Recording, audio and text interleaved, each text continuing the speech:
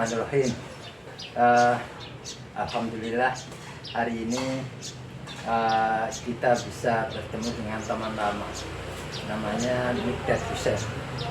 Ini teman saya, teman dulu, bersama-sama cari berita, bikin berita, gitu kan. Jadi ya kita sama-sama inilah wartawan.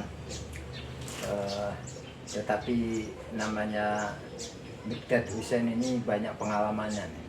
Banyak pengalamannya karena... Maksudnya pengalaman apa nih? Karena jangan pengalaman yang jelek yang penting ini. ini pengalaman bagus maksud saya. Oh, karena iya. ini pernah ya pokoknya di berbagai organisasi dan lain-lain. Jadi memang layak untuk kita ajak ngobrol macam-macam lah gitu. Ya boleh, kita ngobrol bareng lah, ngobrol ya, bareng. Kita Kau kan juga punya pengalaman juga, hampir sama. ya kita Jadi sini kita apa? Kita ngobrol-ngobrol. jadi kita ngobrol ini ya masalah ini kan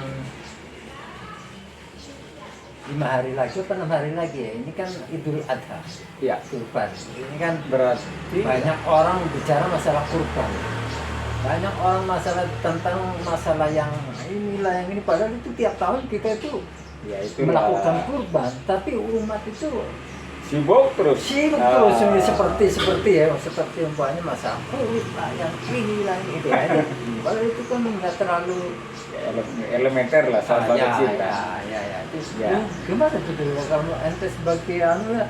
Ya saya sebenarnya ya seperti tadi disebutkan, ini kan sebenarnya soal-soal yang rutin ya, soal yang biasa.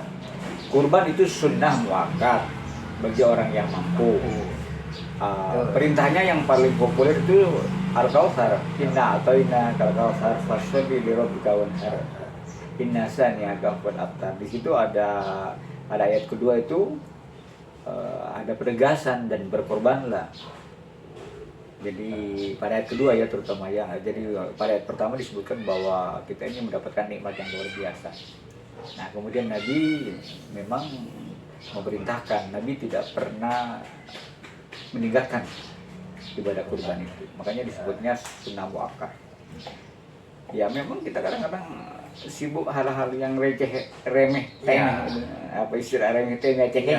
Temeh artinya tidak substansial ya. Iya. Jadi umpamanya masalah ya mungkin memang dari sisi hukum itu ya ada ya, tapi kan tidak. Ini soal sederhana sebenarnya kurban itu. Ya. Kalau Anda punya rezeki, silakan motong kambing, atau kalau sapi biasanya ada menyebutkan untuk 7 orang. Ya silakan kalau ada rezeki, lalu bagikan sepertiga untuk yang berkurban, sepertiga untuk fakir miskin, sepertiga untuk menjalin persaudaraan di lingkungan. Makanya kurban itu boleh untuk non-Islam, apa-apa. Ya boleh, itu dagingnya boleh dikasih untuk orang Islam, jadi boleh. Cuma mungkin yang agak saya risaukan itu kadang-kadang ini jadi momentum nyari untung besar-besaran. Ya memang ya ini memang ibadah ini ya memang tidak terlepas dengan masalah bisnis. Oh iya betul. Iya kan? Ya. Iya, karena ini kan ada semacam pengerahan hewan dari daerah ke satu daerah ke daerah. Terutama ke ibu kota, kota besar. Kota-kota Ya. besar. Ya saya bilang begini, ini alhamdulillah menjadi rezeki bagi para peternak, para pedagang dan sebagainya ya. Cuma mungkin harapan saya jangan gede-gede lah ngambil untung gitu. Jangan aji mumpung begitu. Ngambil untung wajar, manusiawi lah. Tapi jangan berlebihan gitu. Sehingga akhirnya apa? Kalau mereka mengambil untung berlebihan, akhirnya mempersulit yang mau berkorban. Nah, mikir, wah nggak cukup uangnya, sebagainya. Ya, saya tidak mengatakan tidak perlu ngambil untung, nggak salah itu. Karena itu dagang, boleh ngambil untung, jangan berlebihan itu. Saya ada cerita nih, ada seorang kawan pedagang kambing gitu. Dia tuh pernah ada seorang yang saya punya berapa harga kambingnya? 3 juta. Aduh saya nggak ada uang nih, nggak cukup. Ada hanya 2,5 juta. Gimana? Nggak ada lagi. Pedagang kambing itu arif. Dia jadikan kambing yang harganya lebih rendah gitu. Oh boleh. pedagang kambing ini berpikir, oh ini orang sudah punya niat berkurban. Bismillah, bismillah. Ya cari kambing yang kira-kira masih tetap Sesuai untung, dengan kemampuan dia dan ya ada masih tetap untung, ya. ada tetap keuntungan, ya tak untungnya dikurangi lah. Ya, betul, betul. Maksud saya seperti itu. Ya. Tapi ada juga pedagang yang nakal begini, misalnya ada yang nawar ya, masa mau ibadah nggak boleh nawar, enak amat itu. Ada memang betul, ada juga betul. Iya, iya. Saya itu punya pengalaman juga tuh kayak kita. Ini kan buat ibadah, buat Allah, masa masih ditawar-tawar. Nah ini bukan masalah. Itu kan akal-akalan pedagang itu. Betul, betul. Ketika kita membeli boleh nawar. Kita dan hak pembeli. hak pembeli iya. Jadi kan akal-akalan pedagang. Jadi kesannya karena ibadah kita boleh Harus langsung saklek, halus saklek, sesuai. ya enggak lah, tawar menawar gak ada masalah. Kita kalau bisa mencari yang kambing terbaik, kalau kambing dengan harga termurah kalau bisa. Bisa. Jadi Tetapi yang jelas itu sesuatu tuntunan itu kambing itu sehat. Kalau masalah mahal murahnya itu kan ya tergantung kemampuan. ya betul, tergantung kapasitas. Wah. Kurban itu sunnah muakkad. Jadi kalau memang ada rezeki, fadal silakan. Ya. Bahkan seharusnya lah kalau kita ada rezeki kita kurban. Nah, saya pribadi lebih senang berkurban di pelosok melalui lembaga-lembaga. Kalau saya biasanya lewat lembaga yang dikelola oleh organisasi kayak Muhammadiyah, kayak Dewan Dakwah, kayak NU, itu kan punya lembaga. Mereka biasanya menyebar ke pelosok-pelosok.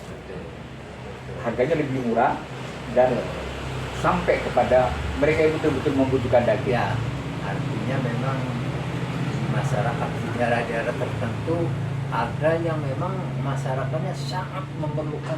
Betul. Mereka tuh belum tentu dalam 3 bulan makan daging. Ya, betul. 6 bulan belum tentu makan daging. Kalau di daerah perkotaan itu paling tidak ada akses untuk membeli daging. Misalnya beli rendang, beli empal, masih bisa karena ada orang yang jual. Kalau di daerah itu jarang jual, restoran-restoran yang jual daging dan sebagainya. Paling ayam atau apa itu juga tidak semua. Nah, bahkan pernah ada cerita saya ada petani sawit yang ya Allah jauh sekali yang namanya makan daging itu bukan hanya 3 bulan, bahkan bisa 6 bulan sampai setahun tidak makan daging karena daerahnya terpencil, sulit dan sebagainya. Jadi daerah terpencil itu bukan karena soal uangnya, akses mendapatkan daging itu. Mana mungkin masa dia ingin makan daging harus potong sapi, harus potong kambing, nggak mungkin. Kalau di kita kan ingin daging bisa membeli. Maka bagus sekali kalau kurban itu disebarkan ke pelosok-pelosok yang tentu yang amanah ya, yang serius mengelola daerah terpencil. Itu betul-betul memberikan memberikan ini berkah yang luar biasa, manfaatnya terasa sekali. Jadi artinya dari sisi demografi apa ya? Ya. Untuk di daerah itu lebih manfaatnya lebih besar. Lebih ya. terasa, Lebih terasa ya daripada di daerah perkotaan. daerah perkotaan. Ya. Itu tadi akses yang paling penting. Jadi karena kalau umpamanya di masjid kota-kota itu kan sampai berlimpah. Berlimpah, Sementara betul. di daerah itu, saya itu pernah di daerah Cilacap, saya pernah tanya itu. Padahal di situ ada masjid besar. Ya. Tetapi ketika saya tanya warganya, ini tiap kalau Idul Adha berapa kambingnya? Saya bilang, "Wah, tidak ada di sini. Berapa kali Idul Adha nggak ada Kambing, kambing. nggak ada Makanya kambing. kadang-kadang kami cari keluar. Iya, iya. Kadang-kadang dapat, kadang-kadang nggak. Ini kan Iya. itu saya itu pernah juga melempar ke sana karena saking begitu cerita nggak ada berapa ini nggak ada ini. Yaudah aku Ini Mas Nasir, saya itu sejak ada kurang lebih 20 tahun ya. Saya kalau kurban itu dikirim ke daerah. Pernah melalui ada seorang guru, mantan guru SMP saya, kebetulan dia tinggal di Yogyakarta di sebuah daerah agak pelosok yang dia cerita bahwa lingkungannya memang jarang makan daging, wah jarang sekali. Nah, saya kurban di situ. Kemudian karena beliau meninggal, saya melalui lembaga-lembaga ya lembaga-lembaga yang dikelola oleh kayak organisasi Muhammadiyah, kayak organisasi NU atau Dewan Dakwah dan sebagainya.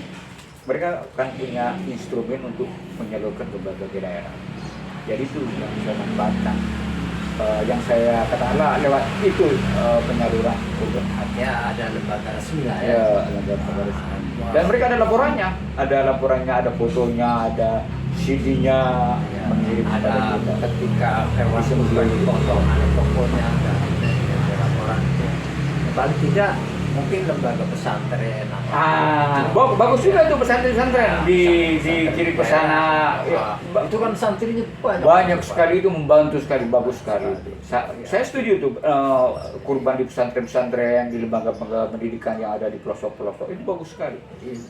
Memang untuk kurban itu memang sebaiknya kita harus Penyebarannya itu lebih luas, lebih merata, tidak terfokus hanya di perkotaan.